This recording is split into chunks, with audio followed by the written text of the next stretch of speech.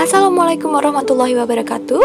Di sini saya dari kelompok 1 ingin menjelaskan tentang gambaran psikologi komunitas. Perkenalkan terlebih dahulu, nama saya Elisa Aprilia dengan NIM 180 70 160 26. Di sini yang pertama akan saya jelaskan adalah tentang sejarah psikologi komunitas itu sendiri.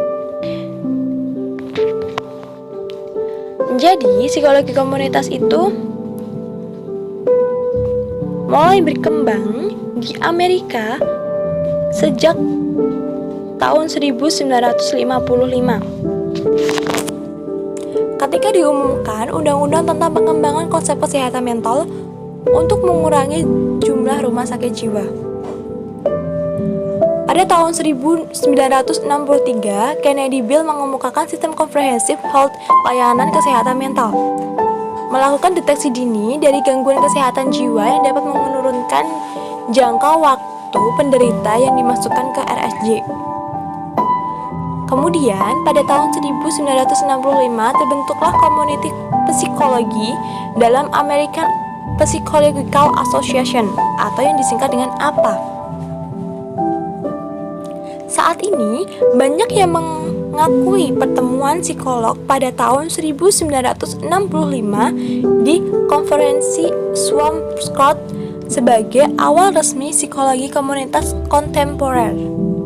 Pada pertemuan ini, mereka yang hadir menyimpulkan bahwa psikologi perlu mengambil fokus yang lebih besar pada perubahan komunitas dan sosial untuk mengatasi kesehatan mental dan kesejahteraan.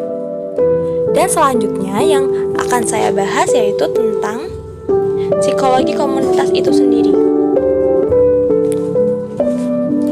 Psikologi komunitas adalah bidang psikologi yang memiliki objek kajian hubungan individu, lingkungan komunitas, dan lingkungan yang lebih luas untuk mencapai tujuan kesejahteraan komunitas. Dan penelitian terhadap bidang-bidang psikologi komunitas yaitu dikarenakan psikologi komunitas banyak mengacu pada bidang-bidang psikologi yang lain, seperti psikologi sosial, psikologi perkembangan, psikologi klinis, psikologi konsumen, dan psikologi kelompok. Juga disiplin-disiplin ilmu lain di luar psikologi, seperti antropologi, sosiologi, kesehatan masyarakat, kriminologi, ekonomi, hukum, dan sejarah sosial. Para ahli dan praktisi psikologi komunitas memberikan sumbangan yang signifikan untuk memajukan kesejahteraan kehidupan dalam suatu komunitas. Sumbangan memajukan kesejahteraan berkehidupan dalam suatu komunitas itu dilakukan melalui intervensi yang bersifat kolaboratif. Memajukan kehidupan masyarakat itu meliputi kesejahteraan fisik, sosial, psikologi, dan spiritual melalui proses pemberdayaan warga dan berkelompok-kelompok komunitas.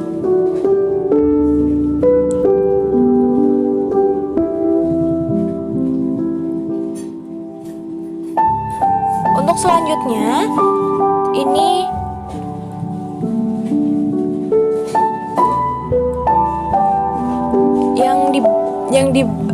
yang diberikan perhatian dalam psikologi komunitas. Di sini menurut ahli yang bernama Rappaport mengemukakan bahwa perspektif dari psikologi komunitas memberikan perhatian pada 3 hal utama, yakni pengembangan sumber daya individu, aktivitas, politik, dan yang ketiga yaitu ilmu pengetahuan.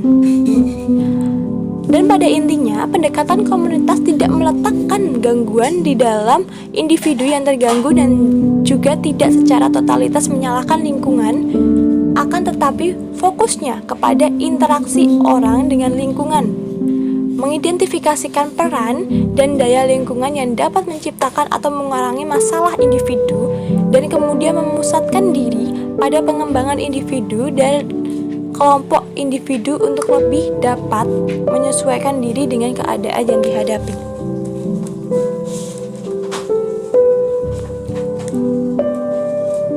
Selanjutnya, ada beberapa konsep yang sangat melekat pada pendekatan psikologi komunitas.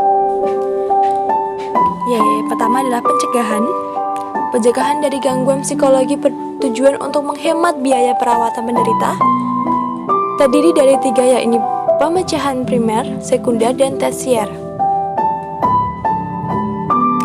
Yang kedua ada pemberdayaan manusia.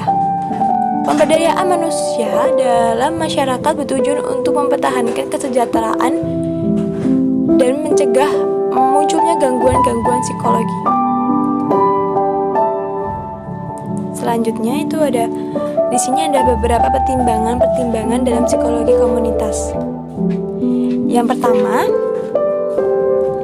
yaitu psikologi komunitas menekankan pada 2 aspek secara serentak, yaitu kondisi masyarakat sebagai dasar teori dan riset pada proses lingkungan sosial.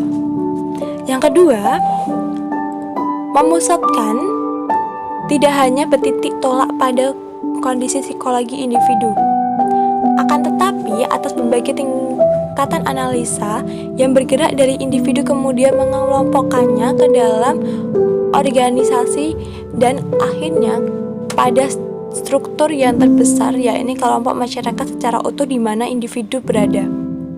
Yang ketiga, psikologi komunitas meliputi atau cakupan jangkauan luas berupa setting dan substansi dari suatu area atau daerah komunitas.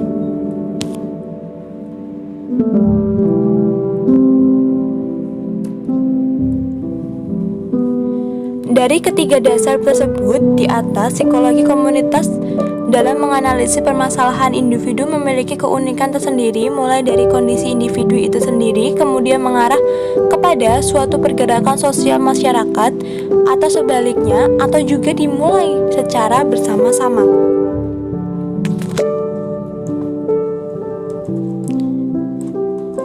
Pada dasarnya, psikologi komunitas orientasi kerjanya hampir sama dengan psikologi klinis dan kesehatan mental masyarakat dengan tujuan untuk mengenalkan kesejahteraan manusia.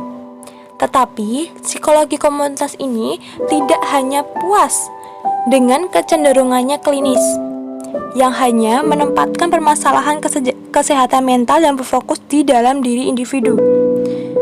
Di dalam psikologi komunitas lebih melihat ancaman terhadap kesehatan mental dari lingkungannya sosial dan konflik ketidakcocokan antara individu dengan lingkungannya. Di sini, jadi psikologi komunitas itu lebih memusatkan perhatian pada kesehatan, bukan pada penyakit. Dan di sini psikologi komunitas itu lebih meningkatkan kemampuan individu dan komunitasnya. Jadi di sini dapat menjadi simbol dari psikologi komunitas dan yang membedakan dengan psikologi klinis dan kesehatan mental yang lebih berfokus pada perubahan individu.